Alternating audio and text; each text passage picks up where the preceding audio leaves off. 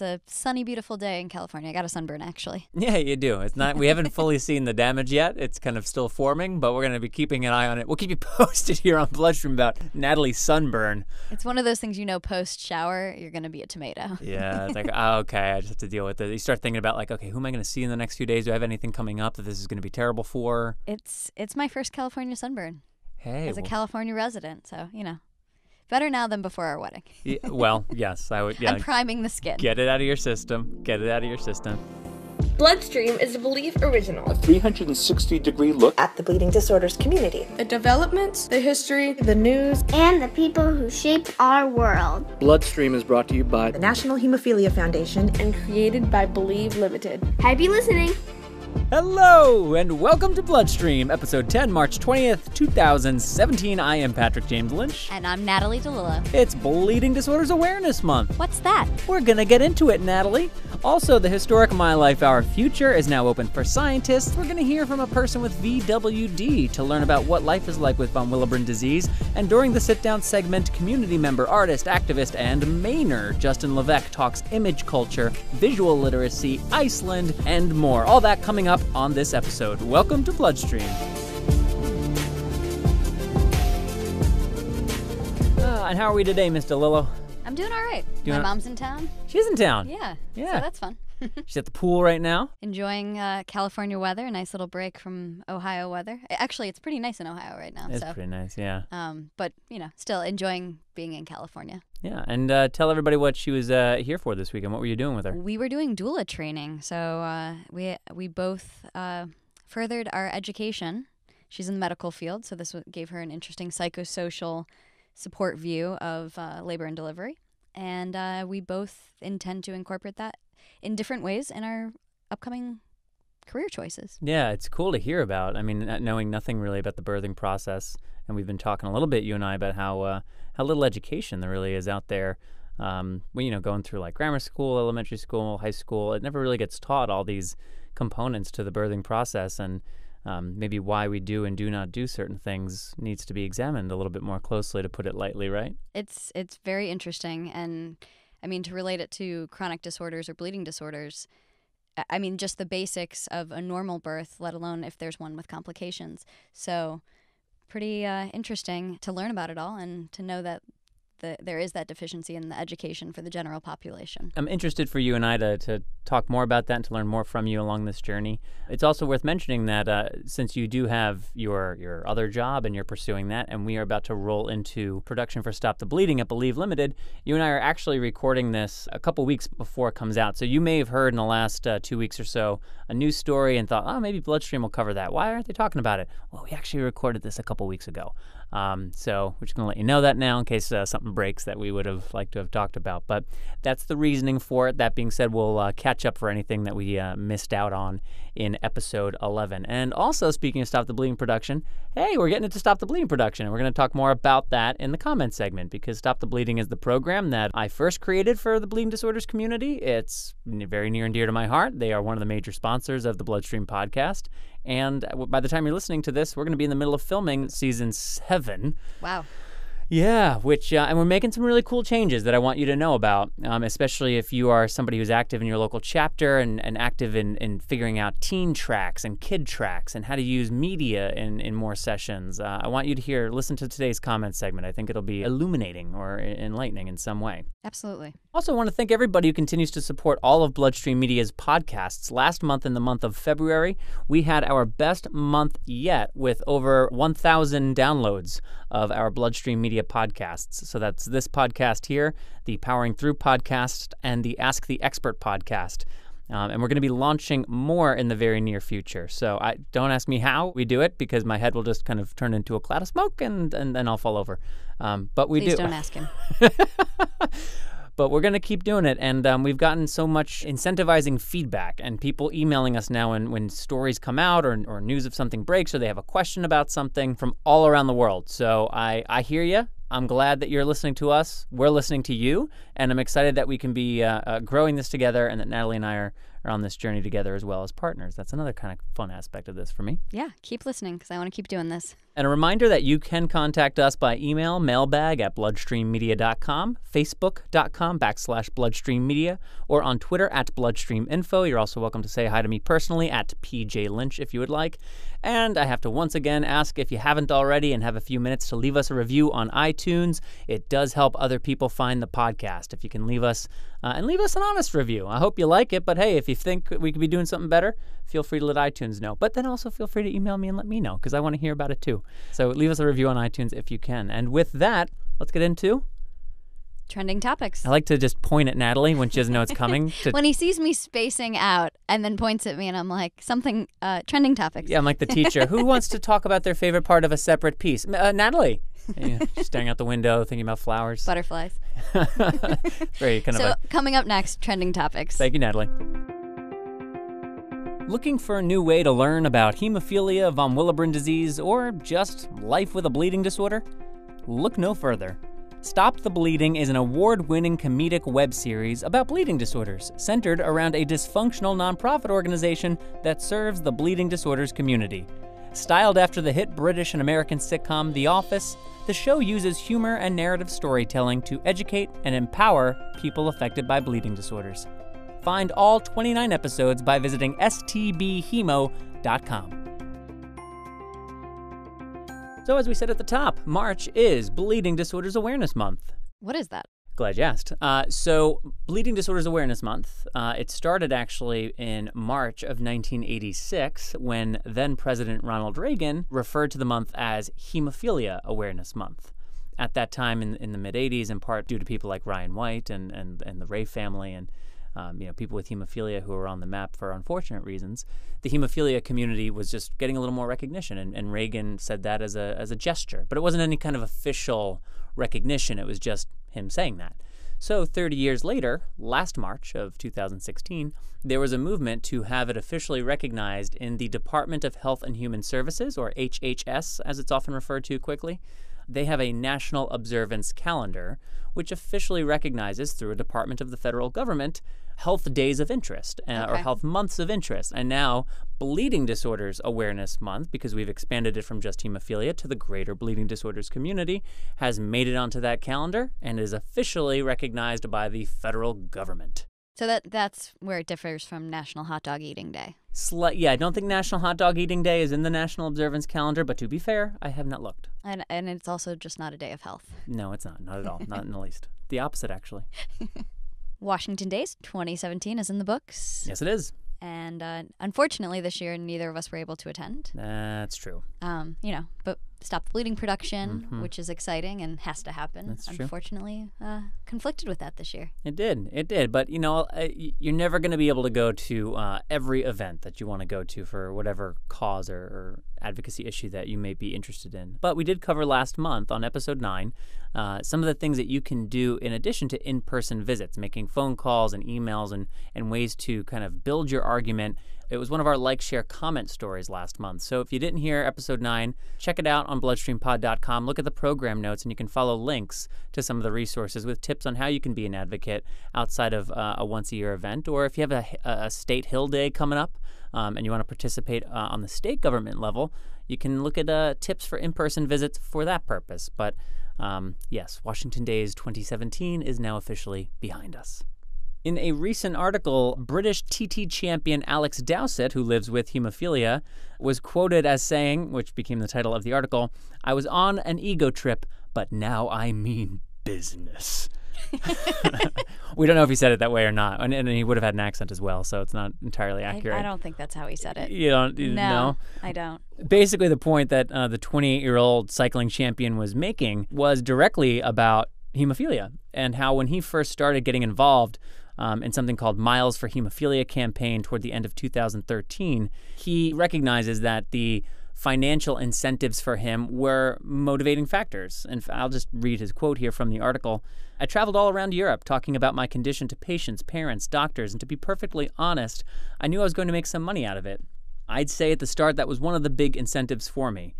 Before then, that was a big incentive, a massive ego trip, basically." And then he goes on, the effect of what I do now is on a much bigger scale than winning a push bike race. That's what keeps me going a lot of the time. Don't get me wrong, I still like, this and that as he goes on, but he distills it all down to a massive mentality change when engaging with the hemophilia community. So I think anytime somebody's able to be super honest about what drives them and recognize things like their ego in a public way, that's admirable. Alex is 28 years old and doing amazing things for especially people in Europe with hemophilia. He is somebody that people can look up to and appreciate. And for him to just kind of be so honest about this, kudos, man. I think that's fantastic. Absolutely. I think that at such a young age to be able to marry what you love to do with a purpose of condition that you were born with or something that's inherent to you or individual to you, and for that drive to do that initially to be money is not shameful. No. But to be able to have the look back and to say, oh, that was my main driver, but now I'm in it for a much bigger reason. Also, at 24 years old, like you're a young adult professional. Like you are trying to make money and like build a career and make things happen. Doing what you love. Yeah, and if that's your entry point to trying something out that then grounds you in a more meaningful way later and you recognize that and adapt, fantastic. I'm biased, right? Because I make money from stuff that I do in the bleeding disorders community, and I'm aware that like, oh, I do this thing and a paycheck comes in. Like, that's cool. That's never been a driver. But I will, to be totally honest, if that wasn't a possibility, I wouldn't be doing the work in the first place. You wouldn't be able to. No, because I wouldn't have stopped doing other things that were paying my bills and making me, satisfied. But I saw an opportunity to actually be able to fund this kind of work being my primary effort. I have a long story attached to this that we won't get into now, but I can completely respect someone who acknowledges, oh, there's an economic driver that can support what I'm doing if I'm able to do it a certain way and I'm adding enough value. And you can't just show up. You got to be valuable and you got to do things that people are interested in and are benefiting from. So I completely get that, and I just think this is super, super impressive. Yeah, and a blessing to be grounded in purpose and to also make a living. And now I need everybody in the UK to bug Alex on Twitter. You can actually live wherever you want. Everybody, listen, guys, don't tell him we're doing this, but everybody bug him about coming on Bloodstream. Okay? I want just constantly tweeting him, come on at Bloodstream Info. Have you talked to at PJ Lynch for the Bloodstream podcast? If we all just continually, endlessly troll Alex, eventually he'll have to come on the show. That's an appropriate way to do this, right, Natalie? Yeah, and very secret. Thank you. On February 28th, the Rare Disease Day, Woohoo. the My Life, Our Future Research Repository. Fancy word. I know, I almost said respiratory. Yeah.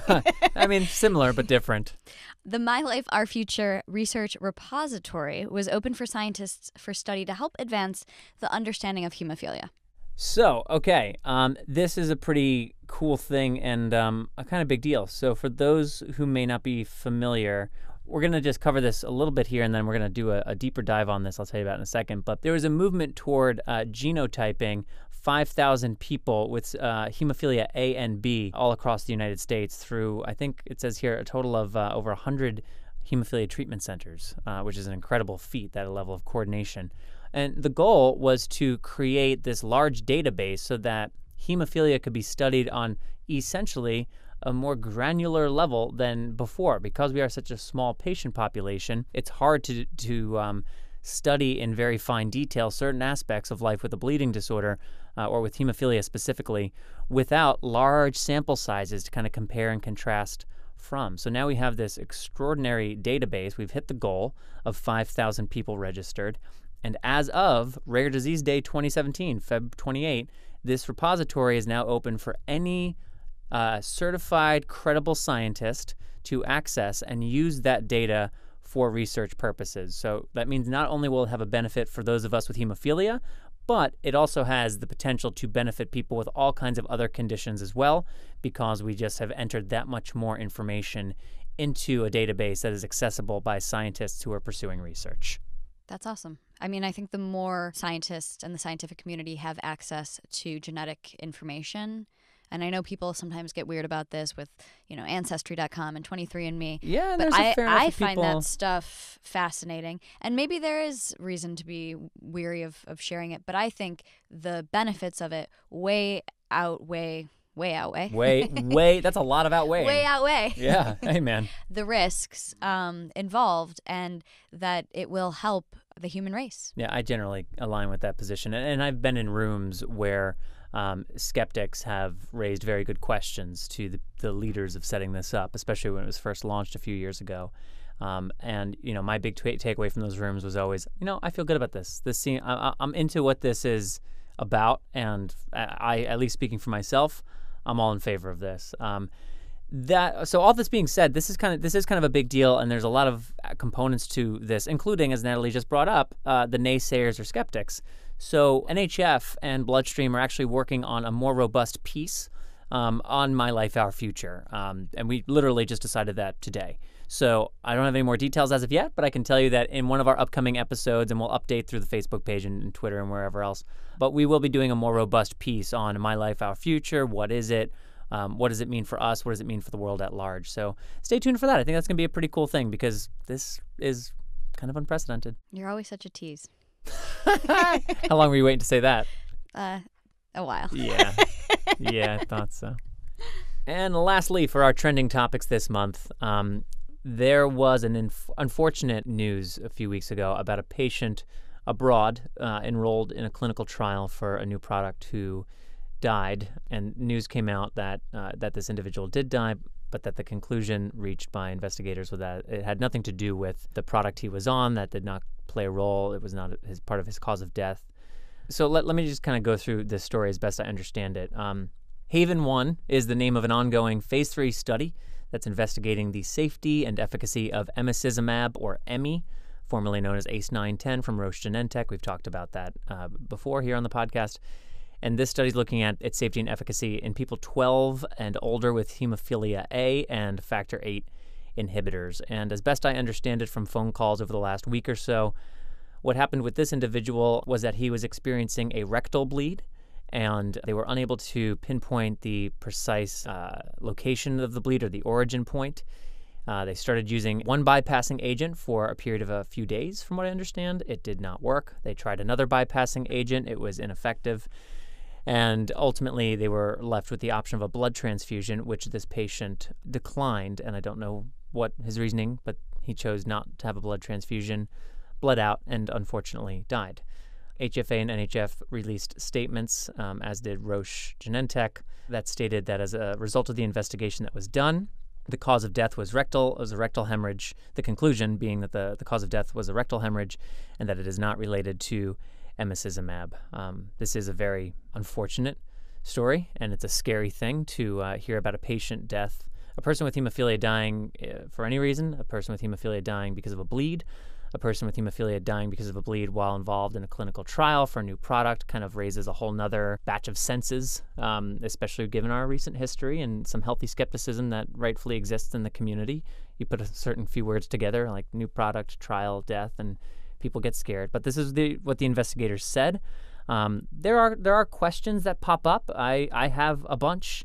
I've gotten emailed and messaged a fair amount, and I did talk with Kimberly Hogstad at HFA and Val Bias at NHF. I'm talking with folks at Genentech this week, and pretty soon with people at the CDC and a few other bodies, because what really kind of popped for me in this story is how important clinical trials have become in our general communication and understanding of the developments in our community. There were not all these products not that long. Just ask Lori Kelly, who used to have to go around with her Pulse on the Road and other stuff talking about insurance. And, it's one thing when you're having to talk about 6, 7 products, but now we're talking about, 20-something products to treat hemophilia and all these new things coming to the market, these disruptive subcutaneous, sublingual products, gene therapy. And we're going to keep hearing about clinical trials because that is effectively where they figure out, do these things work? That's what clinical trials, in layman's terms, are designed to figure out. So there isn't a resource that I feel like gives us the soup to nuts on what a clinical trial is all about. So I'm going to work with anyone who will work with me on putting together a story on clinical trials to understand a bit more, where do they come from, how are they conducted, who oversees them, and when things do go wrong, when there's a serious adverse event, or in the case of a patient death, what happens, just to understand a bit more about the process. And we're going to bring that to you here on bloodstream. I don't yet know when, because this is a relatively new story and a relatively new decision, but that's the commitment that we're making in light of this recent news, and I hope that you'll find it as informative and educational as I expect to. Yeah, and we here at Bloodstream would definitely like to send out our condolences to the friends and family and the community at large that is affected by this or any tragic event. And the community affects one of us, it affects all of us. Yeah, there's definitely a ripple effect, and at the end of the day, that the bottom line is that a person with hemophilia did die, and that's just a sad thing when it happens. And to those who knew the individual, we send our condolences, and hopefully we're able to use this story as an opportunity to shine a little light on an aspect of what it means to be living with hemophilia, and can create a little education. And inspire us to ask questions about things we don't know. I don't know what it's like to be a part of or to run a clinical trial. And it's interesting to know from both perspectives. Yeah. And what happens when something goes wrong? Who's held accountable? And who investigates? And who pays those bodies that are held accountable and investigate? It's important for people to know, not just in this, but in any health-related clinical trial. Yes, transparency and communication are key.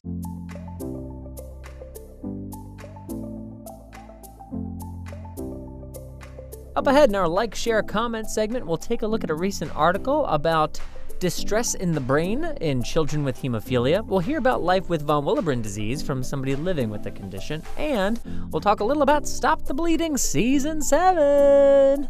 Da-da-da-da. And some of the things that we're doing this season to make Stop the Bleeding that much more educationally useful for everybody out there affected by bleeding disorders. All that's coming up right after this word from one of our sponsors. Shire's enduring commitment to the bleeding disorders community started over 60 years ago.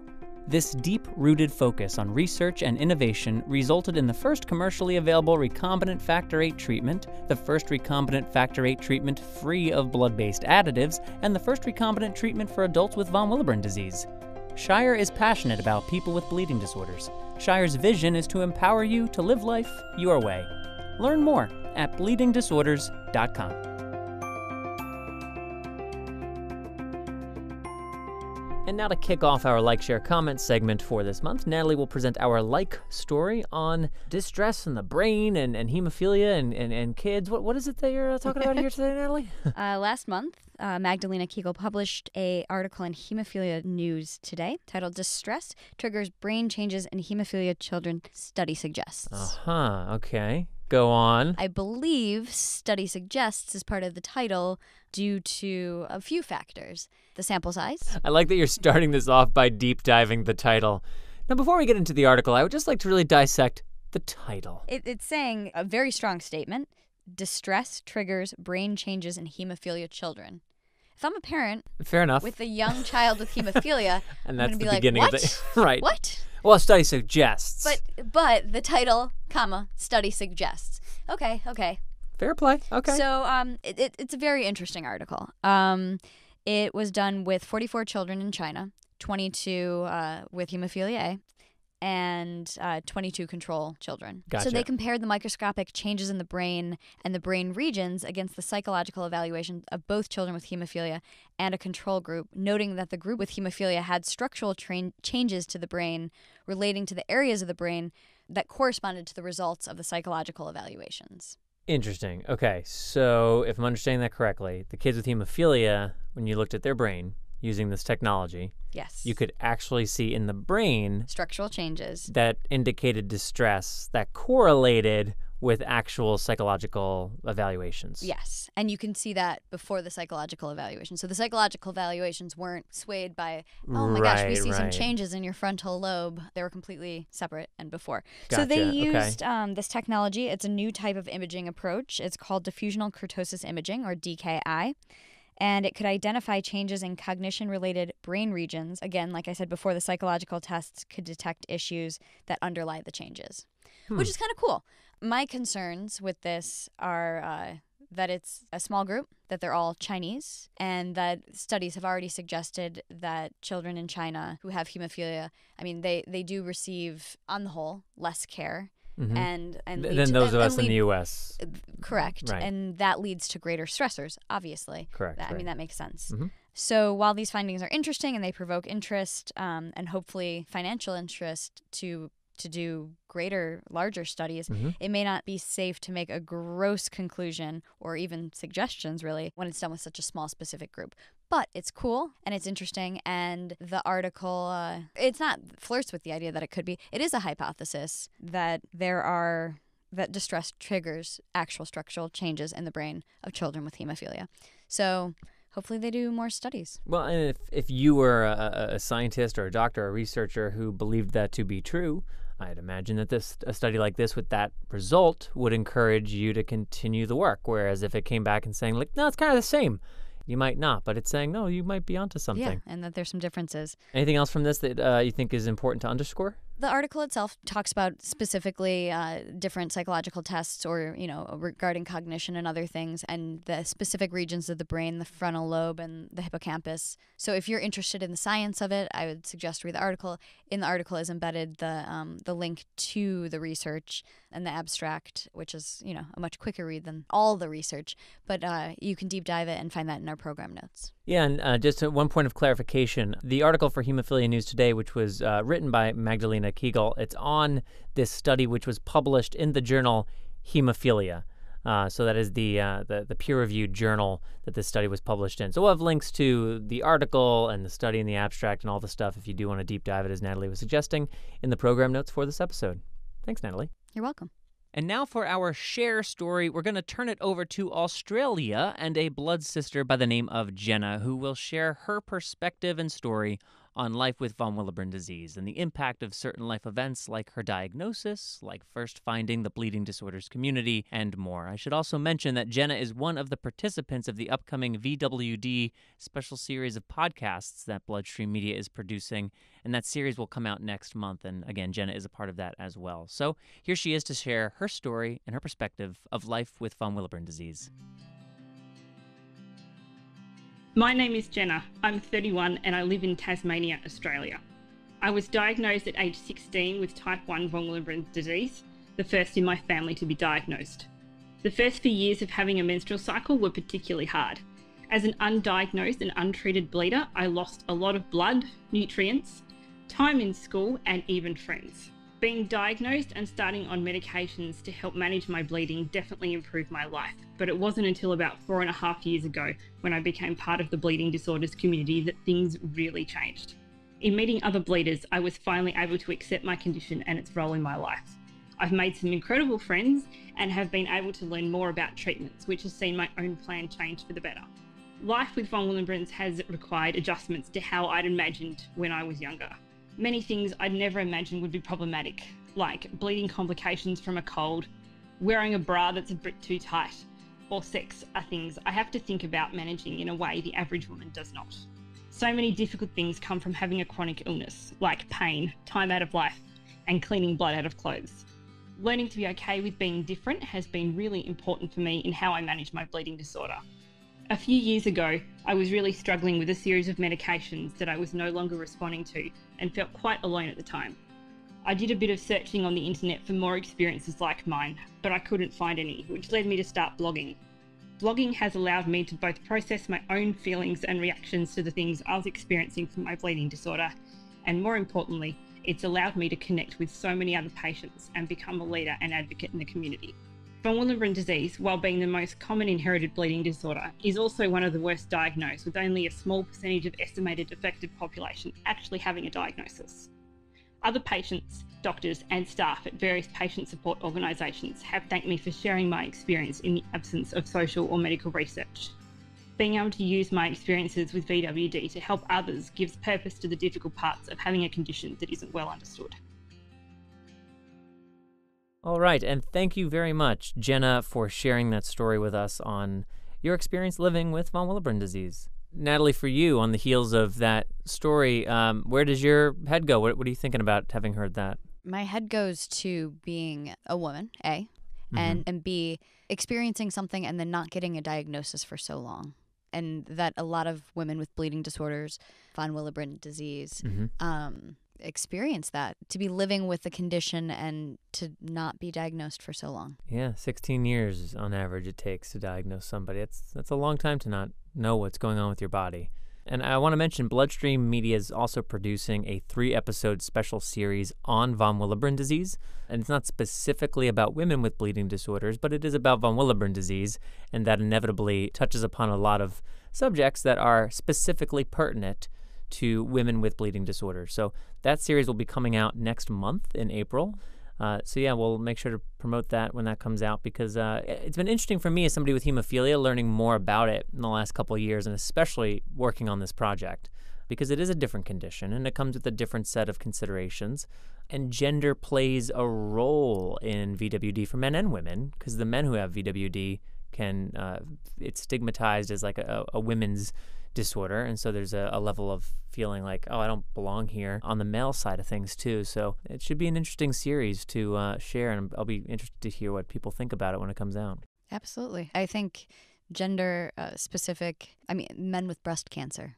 Yeah. You know, you don't tell your sons to check their breasts. Right. Just because it's a smaller population, and just because women are a smaller population of bleeding disorders and men are a smaller population within von Willebrand, it's important to consider and to not forget those populations. But just to clarify, men aren't, they say it's about equal men and women with VWD, but I believe in general the way it's expressed in women with VWD, and especially type 1, tend to have greater symptoms, from what I understand, but it does generally occur about equally. So, always learning something new. Yeah, exactly. Hey, that's why, Natalie, I will turn you on to our 3-episode special series on VWD when it comes out. Yeah. So thank you again to Jenna for sharing that story with us. So this March, we are in production for Stop the Bleeding, and that's what I want to talk about today for the comments section, because we got kind of like 3 big things that I think are worth talking about. The first one is that this year, we are doing things a little bit differently with the way we've built our episodes. So in years past, our characters on this comedic web series about a dysfunctional bleeding disorders nonprofit, if you're not familiar, it's like The Office or Parks and Recreation. You can go to stbhemo.com and check it out. Catch up on the past 6 seasons. Yeah, I can't, you catch up to us. But this season, instead of having arcs that are, say, about female empowerment and are writing all 8 episodes for this group of 4 during Camp I Don't Wanna Bleed, we are looking at things such as, say, not that topic in particular, but we're looking at topics for each individual episode. So we have our first episode released on World Hemophilia Day is going to be about World Hemophilia Day and hemophilia around the globe. We have an entire episode on dating and disclosure, an entire episode on prophylaxis, inhibitors, mental health, insurance and advocacy, chapter outreach, so that for those who are facilitating programs in particular, this is why I changed it this year. If you are running a teen track at your chapter's annual meeting and you're looking for teen programming, I hear about this all the time. I love Stop the Bleeding, but I don't know how to use it. Well, we've tried to simplify each episode so that if you want to do a topic on dating and disclosure for your teens, here's the episode, and we're creating companion worksheets and ultimately a workbook for each individual episode so that you can facilitate that with some prompts and questions and things to think about. We'll suggest questions to toss out to the group before they watch. We'll suggest some questions or points of emphasis based on the episode to bring up in a debrief conversation afterwards. And we'll just try to help guide you. Of course, you're welcome to talk about whatever you want based on the episode and that topic. But the idea is I want to equip chapters and HTCs with the resources that they need to feel confident that they can use Stop the Bleeding as an educational resource without necessarily needing me or somebody from the team to facilitate that kind of experience. Where could they find these resources? So we're creating them literally right now, but starting when we launch on World Hemophilia Day, which is the 17th of April, they will be available on stbhemo.com. Every single one of them. And I say every single one of them because we have our 29 existing episodes up there now. We also have links to our Stop the Bleeding in Espanol, STB in Espanol. We have links to that at stbhemo.com. We have an existing workbook for some of our early episodes up there. So for anything related to Stop the Bleeding, this goofy way of educating people and entertaining them around the topics related to bleeding disorders, it's all on stbhemo.com. The workshops, the past episodes.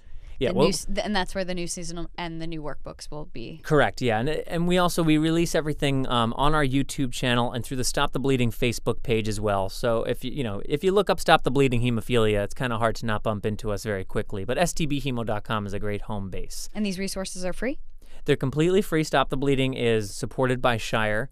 One little point of clarification, and this is also pretty exciting to be able to offer this year. the worksheets that we're putting up and the workbook, ultimately, when it's all said and done, that'll be available, it is intended for you to be able to facilitate a workshop centered around these episodes and so that you can use them as a resource. However, we are offering me and others from the Stop the Bleeding team to come to chapter events to facilitate these workshops at no cost to the chapter. We do have funding from Shire to deploy these workshops, which we've kind of been softly trying out at some specific places the last 18 months or so. But now it's something that we are able to commit to at a higher level. So again, while it's intended for you to be able to use these workbooks completely independently, if you would like to speak with us about bringing in a member from Stop the Bleeding to facilitate them for an upcoming family education day or symposium, or if you want to inquire about other programming that Believe has to offer, reach out and talk to us about it. mailbag@bloodstreammedia.com, and let's have a conversation about workshops. How's that? Wonderful. Stop the Bleeding Season 7, man.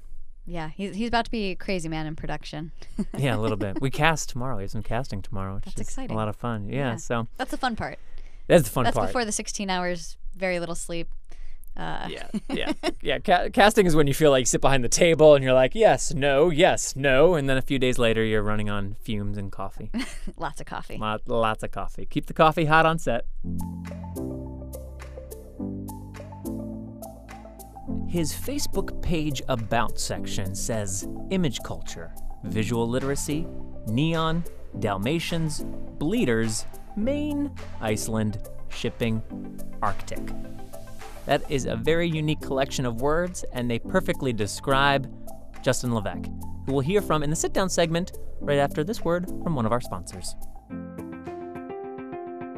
Attending summer camp or family camp is a time to meet new friends, to get out of your comfort zone and try new things, and for many people with hemophilia, it's where you first learn to self-infuse. Camp is a big deal in the bleeding disorders community, which is why Season 6 of Stop the Bleeding takes place entirely at a fictional camp for people with bleeding disorders called Camp I Don't Wanna Bleed. Throughout the 8-episode season, the show touches upon themes like inclusion versus isolation, the importance of challenge by choice, and the growing awareness of women with bleeding disorders and their unique needs. You can watch the 8-episode season right now by going to stbhemo.com. Justin, thank you for doing this with me today. Happy to be here. So just to give a little background, can you just give an overview of your story as a person in the bleeding disorders community? Where are you from? Where did you grow up? How old are you? Just give us the meat and potatoes of who you are. Sure. So I'm 30 years old now, and I live in Maine. And, I kind of grew up in a period of time before prophylaxis was really a thing. So, things were a little bit rougher than maybe you'd see now, I guess. How so? Like, what was your life like growing up? Well, you would bleed on, you'd bleed and you would treat on demand, and you would be in the doctor's office at 2:00 in the morning because you decided to wait and tell your mom about your bleed until you went to bed, and typical. But those kinds of things, you didn't have some of the eases that you have now. There are complications today too, of course, or there's different scenarios, but a lot of folks in my generation kind of grew up between, a crisis that occurred in the 80s and then also the sort of revolution of how we're going to treat hemophilia or bleeding disorders. And so we sort of don't know where to be sometimes. So I think there's a little ambiguity for folks of my generation in that process. And when did you start getting involved in the community in any kind of regular or outstanding way?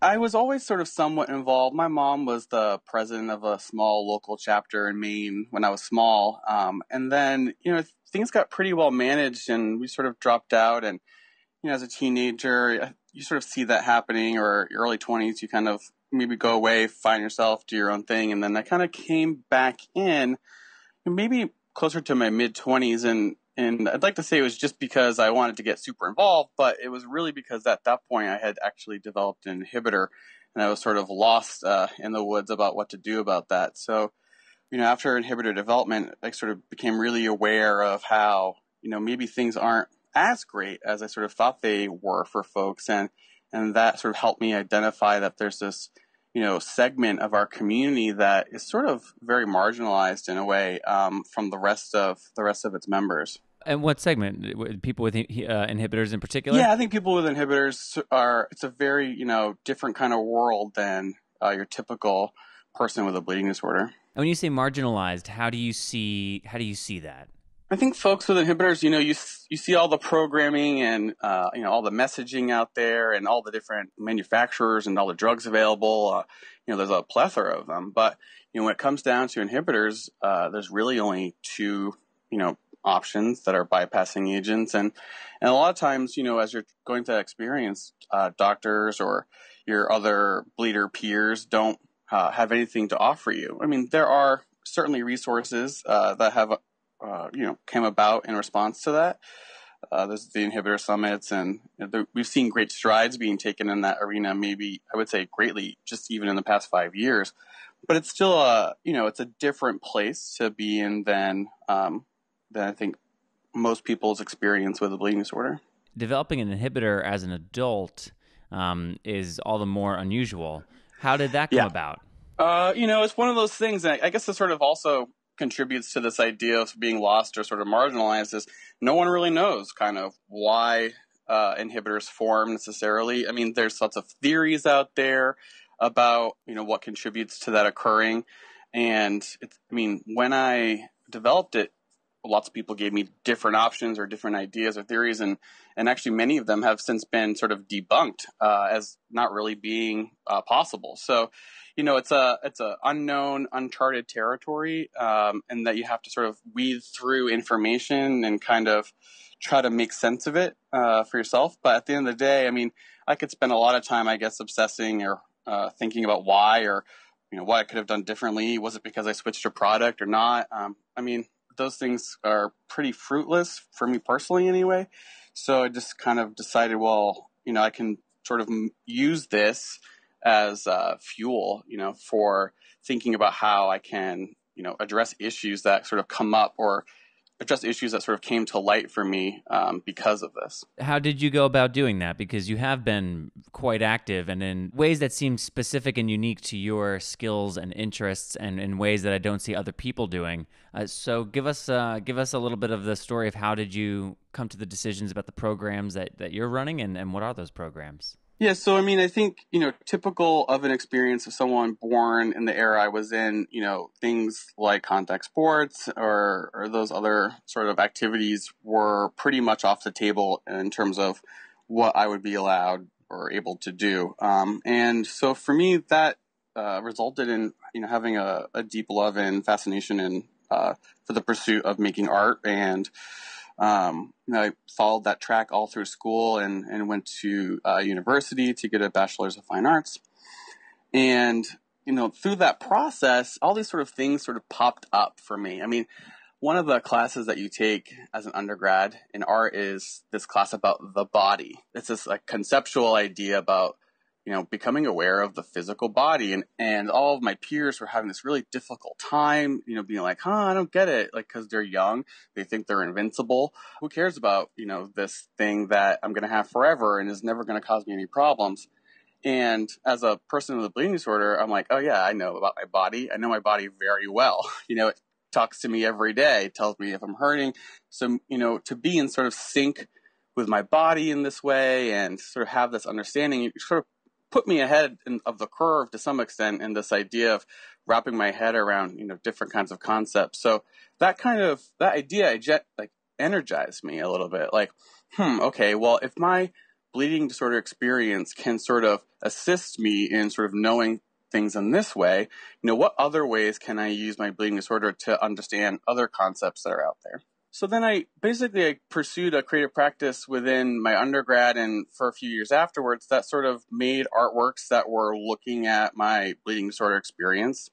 I was using a lot of syringes and gluing them together and making clot walls with these 500 syringes. Don't tell my pharmacy at the time, but I was ordering them, whatever.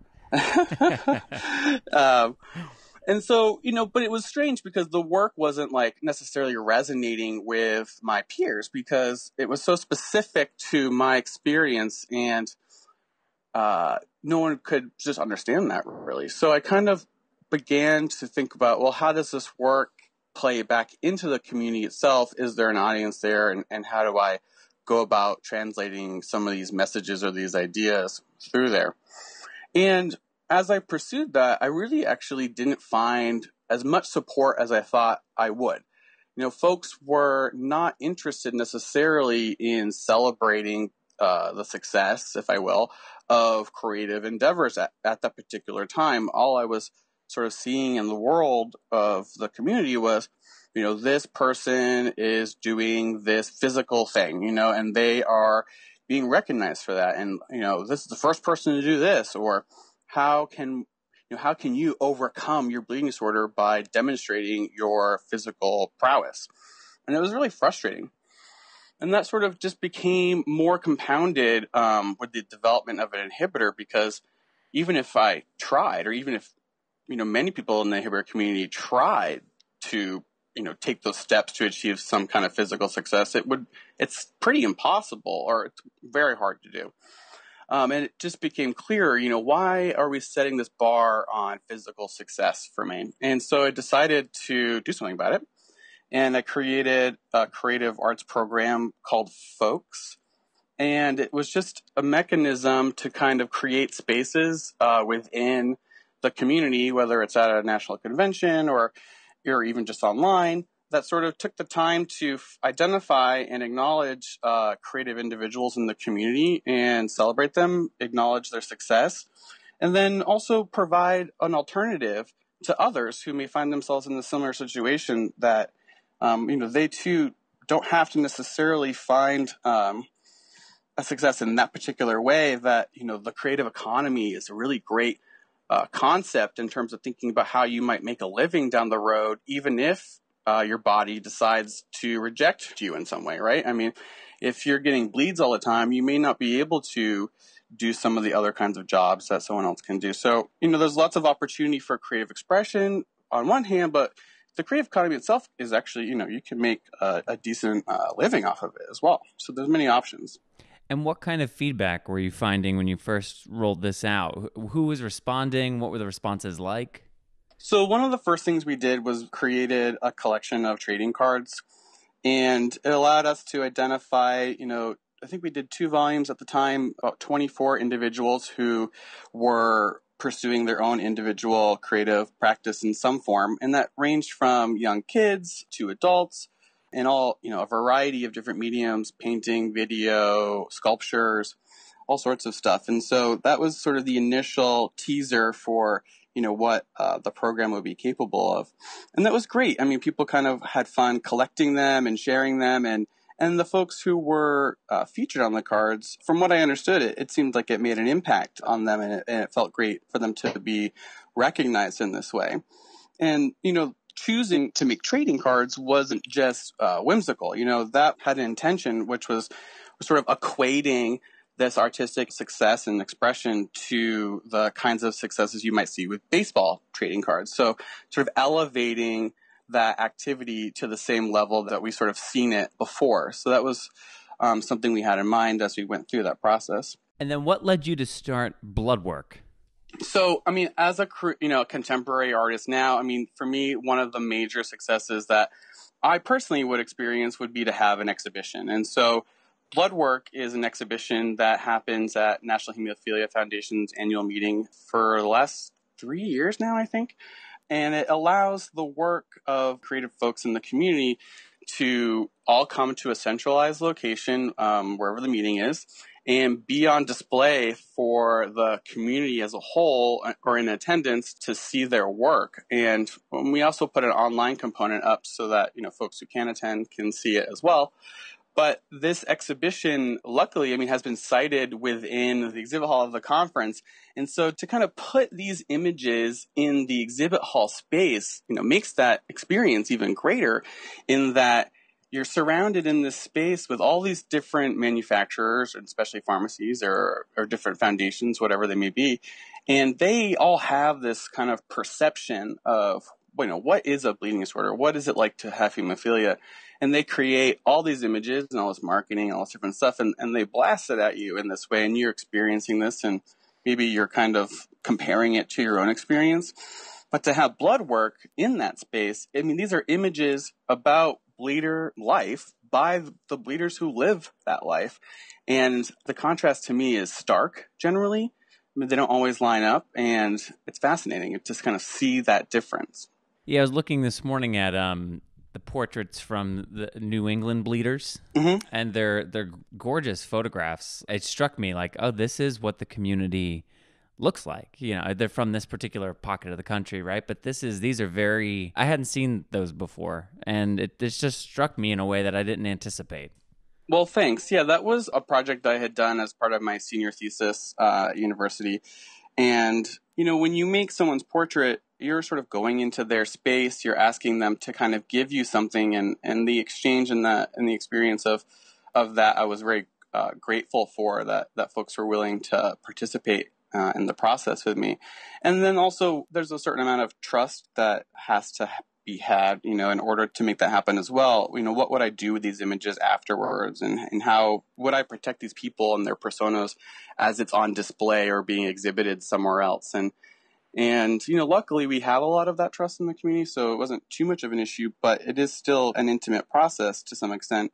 And that's, you know, another thing that the art and the creative process can do is create this other alternative channel for communication and connection as you sort of go through different ways of making images or artworks. And if you can share and have a dialogue around what that is, you know, it can be really powerful. For over 60 years, Shire has been committed to improving the lives and health of people with bleeding disorders through partnering with the community and leading investments in research. They offer a vast array of live event programs and resources, many of which are available in both English and Spanish. Shire is passionate about people with bleeding disorders. Shire's vision is to empower you to live life your way. To learn more and find a live event near you, visit bleedingdisorders.com. Let's talk a little bit about your art and your work in art outside of the community. The Iceland project is particularly noteworthy. Could you tell us a little bit about that and how that fits into this greater portfolio of work that you're doing? Sure. So I think also with a love of art came a love for music for me. And as a young person, I became pretty obsessed with an Icelandic pop star named Björk. And, you know, that really, I mean, at the time, she really was this, I think we all have this kind of person or thing in our lives that sort of gets us through these, you know, difficult times that we may have, especially as a person with a, you know, extra condition or problem. And she was kind of weird, and everyone thought she was kind of weird, and I felt kind of weird, so I just became very obsessed. And here I am in Maine, and never really kind of went too far beyond its borders much throughout my life. In 2013, an Icelandic steamship company moved its North American headquarters to Portland, Maine, right in my backyard. And I mean, I was like, what? I mean, it just seemed crazy to me. So I wanted to know more, and started making some phone calls, and knew I could just apply the sort of approach to portraiture and art making that I had previously to this idea of looking at what does it mean for Iceland to kind of be in the state of Maine. So I got a couple of grants, and that allowed me to self-create this independent artist residency on one of their container ships. And so I sailed from Portland, Maine to Iceland on a 9-day journey.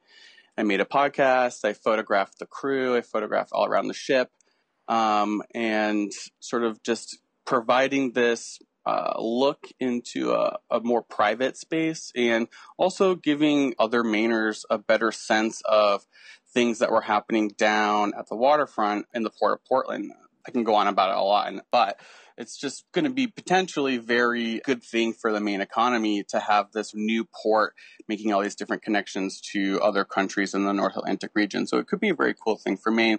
And I thought it was important to have artistic witness to that process, similarly to how I think it's important to have artistic witnesses in the bleeding disorders community. What's the life of this exhibit now? Where can people interact with it? Is there a live component that will be ongoing in addition to the digital one?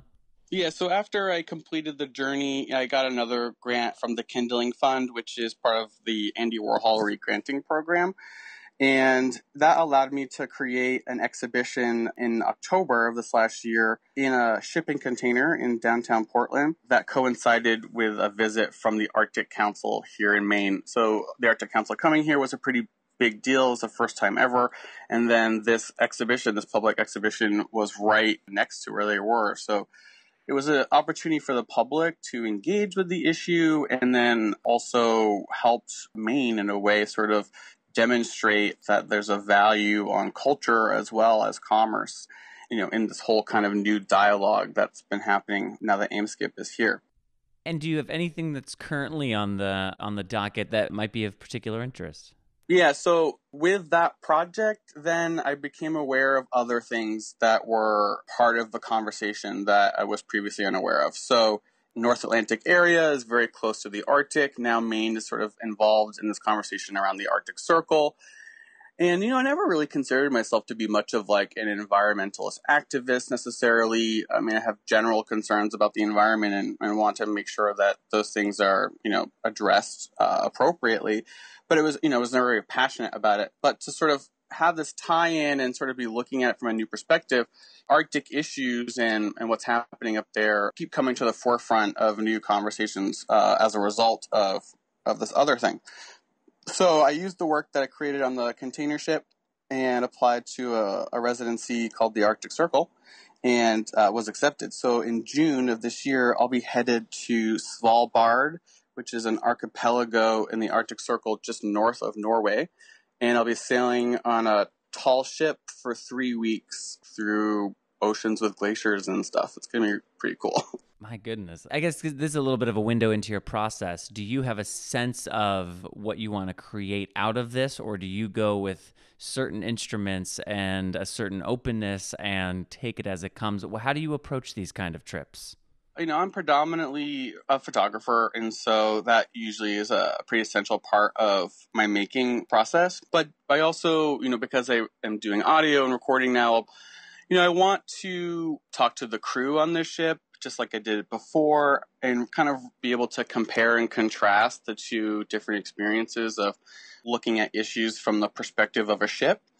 But beyond that, who's to say what will happen out there at all? I mean, I could be seasick the whole entire time for all I know. And I just sort of let things fall into place. But, if you do all the work you need to do before, you can react in the situation based on it. So there's been a lot of time put into, learning, how to be a good photographer, I think, and being prepared for the situation for whatever may come. It reminds me of when I was in theater school. It was always an exciting part of the process when the directors would be encouraging you to throw out the homework. When you were far enough along in the process, it's let's see what sticks, and now just go out and do the thing you know how to do. Yeah. That was always an exciting step in the process. Tying the hemophilia component back in, we talked earlier about the adult onset inhibitor. You overcame that inhibitor? No, I actually still have it. So I'm still taking a bypassing agent, which is kind of funny. I mean, this is sort of what I was thinking of while we're talking about the projects is I have to still deal with this, right? This bleeding disorder in the context of trying to create works outside of the bleeding disorder sort of topic. So it's always with me, no matter what. For me, I always still kind of see it in the work, no matter what it is, because not to say it's a bad thing, but in some ways my advantage to participating in these kinds of opportunities that other artists would just be like, yeah, cool, I can do that, is different. I have to be very calculated about what I'm doing, how long I'm doing it. If I'm up in the Arctic Circle and I had a head bleed, I mean, what am I going to do? So there's different steps you have to take in terms of preparedness and even additional costs, frankly, that you have to be able to cover to make sure that you can have the experience be as fruitful for yourself as possible. And I think, many times that can be a frustrating experience to think, look at this person, they can do whatever they want. Of course, wouldn't it be great to jet set and do whatever I wanted and abandon all of my belongings and just live out of a van or something, right? And make work about whatever. I mean, those things are sort of idealistic, but it took some time, and maybe I sort of worked more through it several years ago now, but to be okay with and to understand that whatever the experience is for me is that experience, and it's enough. It may be different than someone else's, but it's working, and it will be the best that it can be if I let it be. You and I are essentially the same age. I'm 31, and I was relating earlier when you kind of talked about us in that tweener generation thing, and I think something I have realized in the last few years is just how, and this gets said a lot, but I have a visceral understanding of it now, or an emotional understanding of it now. Everybody has their things that make them uniquely who they are, and their challenges, their health considerations, their limitations, their boundaries. I think there are very few just completely unbound, fully equipped, Bruce Wayne type people who just have it all going and can choose any kind of life. Like, that's just not real, which is why we go to the movies to watch it. And that gives me some peace, because I look at my fiance, who's very physical and an athlete and wants to climb mountains and walls and rocks and swim through oceans and do everything adventurous and active. And it's just an interesting, and I think frankly mature outlook to say that, well, those are things that are great for you because there aren't boundaries around those activities for you. There are boundaries around other things for you. Those aren't activities for me, because I have some things that just make me make different choices, and that's okay. Right. This is appropriate for me, and that's appropriate for you, and there's no blame, there's no shame, there's no feeling bad, there's no nothing. It's a difficult thing to come to terms with, though. I mean, at the end of the day, people are doing all these things, and the problem is that people do very much celebrate them disproportionately, though, to other kinds of successes. So, it's not an easy battle to sort of come to terms with at all. It can be very difficult, but if you can, I think it's a more peaceful place to be, for sure. And I think at the end of the day, it can be a more productive place to work from as well. For me, the whole kind of conundrum really manifested, itself the biggest when I went to this music festival in Iceland a couple of years ago. And I'm in this foreign country, with a best friend who sort of understands what needs to happen if something happens. I'd been standing all day long, going to all these shows. And by the end of one of the days, my ankles were killing me so bad, and the music was so good. And all of these people in this room were just dancing and still having a good time, and just was so frustrated that, like, my experience had to be different than everyone else in this room because I have this bleeding disorder. But it's like my friend got me a beer and we sat in the back and the show was just as good. And I just was thankful I was even there at all, And I think to know like that experience can be just as great or just as fulfilling as the person moshing in the front was an eye-opener for me at the time. Yeah, it does come to a mindset. And for me, at least, it's important that I just not let my head spend too much time thinking about what I'm not able to do, or other options that are available to people who aren't me, options that, to your point, are more celebrated and, would titillate a certain part of my being if I could engage in. But it comes down to a mindset. And I think the community itself could be better at helping to reinforce that. I still, have interactions with folks in the community who, I was talking to this one kid who wanted to be a chef. And I think a chef is kind of an artistic practice. And, really it could be generally low impact to someone's body, more or less. And, it might be a smart decision. And he was saying, well, I can't work in a kitchen because there's knives there. And I'm like, what are you talking about? You'll be fine if you learn the proper way to do it, And so there's a lot of these hang-ups I still hear or from others in the community or people share with me.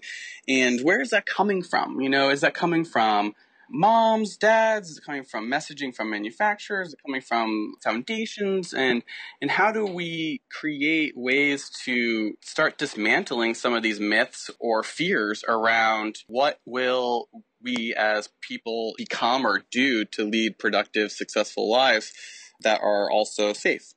I mean, it's a great question. I think it is beginning to happen. I think that the shift is occurring. But I think one of the reasons for what you're describing is just how young a healthy generation of people with hemophilia, that's a new thing.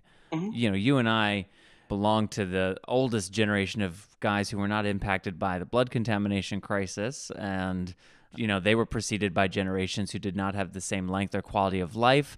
I think for the same reason that we have trouble finding adult hematologists that are expert in hemophilia, and for similar reasons that women with bleeding disorders don't get. Not to say all these things have the exact same root cause, but I think there are threads that run through some of the lack of adult treaters, women with bleeding disorders not getting enough attention, Absolutely. the misunderstanding of that young man who thought just because there's knives, I can't go in there. Well, that may have been a broad brush outlook on how to live with hemophilia 50, 60 years ago, but we're so far beyond that.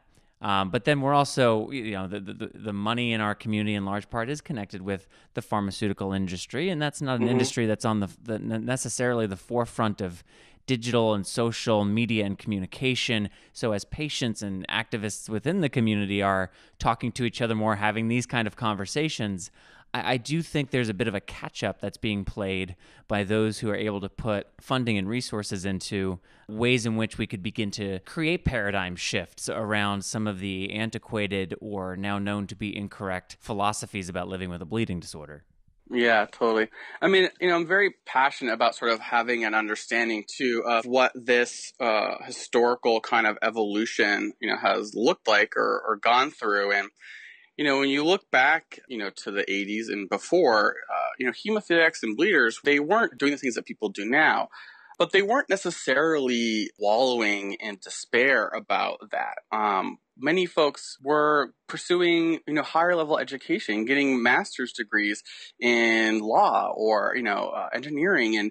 And so you sort of see the shift from people with bleeding disorders taking care of their minds in this way and really investing in themselves and their education and what they can accomplish in this way, because they sort of just came to terms with the fact that I can't rely on my body necessarily to do what I needed to do. And so as Prophy's been introduced, we've sort of seen this shift, which is great. And no one's saying that's not a good thing, but to, okay, well, I can be physical or I can do these things. And then more and more, I find that folks are slightly more aimless because there's the remnant of the past with this thing. And there is sort of a limit potentially, at how much someone can do. But the reconciliation of those two things, can be addressed better. I mean, to me, it's like every bleeder, should be going to some kind of training program, whether it's vocational or coding or going to grad school or what, because it just, I think, helps to put folks in a better position to some extent. I mean, whatever that may be. But to have some kids, say, like, I'm going to be the first NFL football star as the dream. I mean, it can be a difficult thing to figure out or work with a person who is struggling with that problem, Yeah, it's a similar, just the example you gave at the end there of I'm going to be a football star, is how important it is to incentivize, especially kids, to get involved with different kinds of activities that aren't the activities necessarily obviously presented to them. So if you're living in Dallas, Texas, there's probably no shortage of options for you to get involved in football. But if you have severe hemophilia, that's close to a terrible idea most of the time, and in my opinion, all the time. But is there an arts program for this individual to consider? Is there a music program for this person to consider? Is there a coding program for this person to consider? Right. And if we don't have the incentives in place that draw these young people toward the things that are not constantly reinforced, it's not going to happen by accident. So there does need to be some kind of organizational effort put toward changing the amount and kinds of options that we are leading our community toward. I want to take a quick pivot, actually, and I know we're coming close to our amount of time, but I want to get your take on something. I was at the AIDS Grove in December for World AIDS Day and the National AIDS Memorial Grove in San Francisco's honoring of the hemophilia community as the unsung heroes for the inadvertent role in helping better understand HIV as a bloodborne virus. And COT, HFA, NHF were all represented there. We had a panel conversation for one of the programs that I do with Val and Kimberly and Carl and the ED from the AIDS Grove. And it was a very interesting conversation because this is one of the big topics, in our community. And one of the things that came out of it that somebody brought up when there was discussion about resistance to the AIDS Grove monument, that the hemophilia community needed a monument, but that the AIDS Grove monument was insufficient or it wasn't enough in some way. And somebody had brought up that they feel as though there is, and this is someone whose opinion I think is valuable, Their belief is that there is still a decent amount of homophobia or just sexuality that comes into people with hemophilia not wanting to be associated with the AIDS Grove. Absolutely. So you feel as though that is the case. Yeah, I mean, when you look at the history of bleeding disorders, I mean, and the LGBTQ community, I mean, they're deeply entangled historically because of the HIV crisis. And there were many different things that occurred that were pretty awful as a result of that. You're looking at a period of time in history where all of a sudden people with bleeding disorders, especially hemophiliacs, were beginning to live a very private life, right? You could get your drugs at home, you could infuse, you didn't have to tell anyone necessarily. And at the same time, the LGBTQ community was experiencing a time of liberation in terms of being more public. You know, there were lots of rights activists and lots of different things happening in terms of rights and being public. That was really, you know, beginning to happen there as well.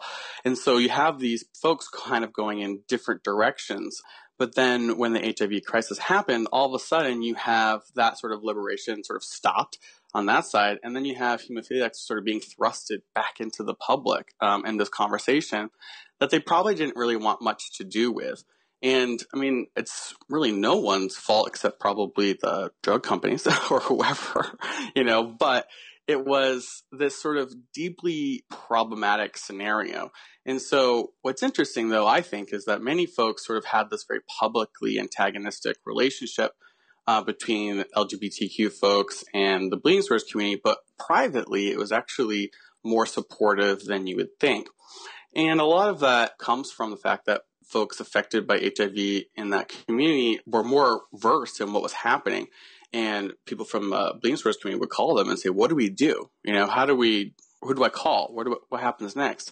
So there was some of that sort of quiet support that was happening.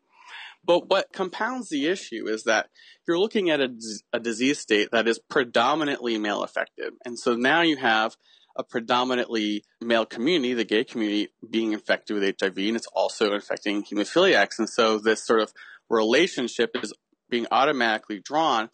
And, you know, at the time and probably still today, people are very uncomfortable with that.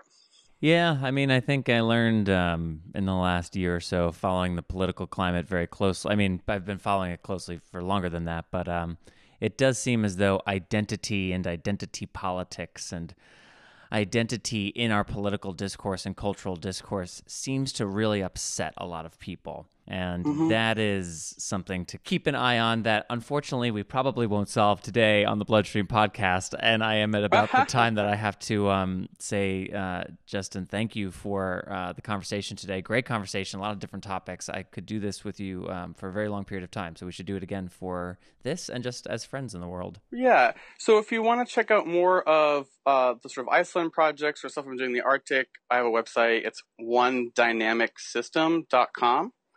And then, you know, if any of this identity politics stuff is of interest to anyone, I highly recommend reading an essay called Strange Blood. And it's written by Michael Davidson. He's out of UC San Diego. He has mild hemophilia and writes about, you know, very extensively, you know, the issues that have sort of arose in the sort of historical entanglement, you know, from, you know, the gay community to manufacturers saying things about letting boys be boys and how, you know, masculinity impacts our society today. Very cool. We'll have links in the program notes to both Justin's site as well as to that piece. Cool. Thanks. Thank you. Take care, my friend. You too. Bye. Bye.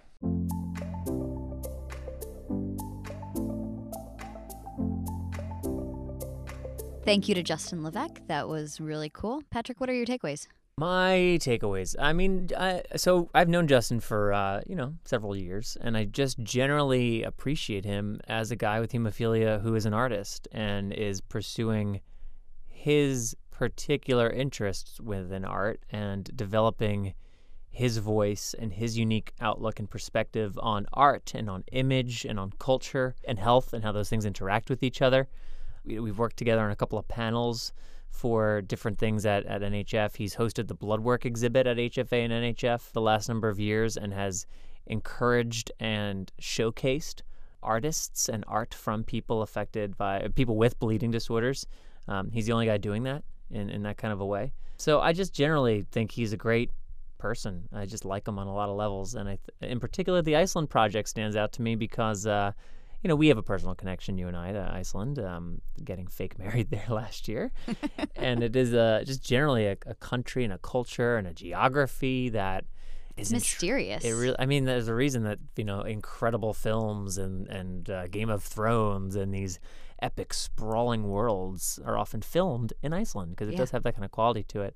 And that he followed that in a tangible way and created this beautiful exhibit out of it. I just admire him, and I'm thankful that he exists, and I'm glad he stays active in the community, and I'm glad he came on this podcast. I don't mean to be too wishy-washy in the answer, but I think more than anything, I appreciate him as a friend and colleague, and I'm just glad he was part of this today. And there's something cool about Iceland and almost this siren song, and the idea of him getting on a ship to go to this land that intrigues him and to photograph the journey and the sea, all things I'm interested in. Yeah, right? Yeah, it's very Natalie. Yes.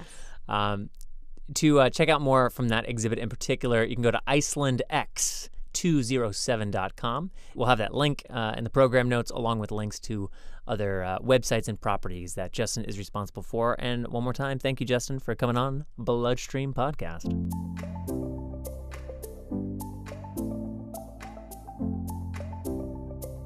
All right, surprise, surprise, Natalie. We're running a little bit long, but just before we wrap up on this episode, our March episode 10 of the Bloodstream Podcast, we got to get to our parting shots. So, Natalie, what is your parting shot for the month of March? For the month of March, I'm excited that it's March because then that means April and May and summer. But without jumping too far ahead, spring. I'm excited for spring and the season of renewal and rebirth. And for me, the training that I spoke about when we opened this episode of becoming a doula, and so this is all very very thematic. And I think any opportunity, the new year is an opportunity to start over, and the spring, if starting over in January didn't work, being reborn with the spring, with the energy of the new flowers and going forward, and just being excited if you live not in good weather, that good weather is a-coming. Right. So that's my parting shot. Just I feel very renewed right now and very excited. Nice. That's great. Yeah. My parting shot also relates to the time of the year, but for kind of a different reason. March is full of production. It is Stop the Bleeding, then on to Denver and to Nepal to film with Chris Bombardier for his documentary about climbing Everest and hemophilia in the developing world.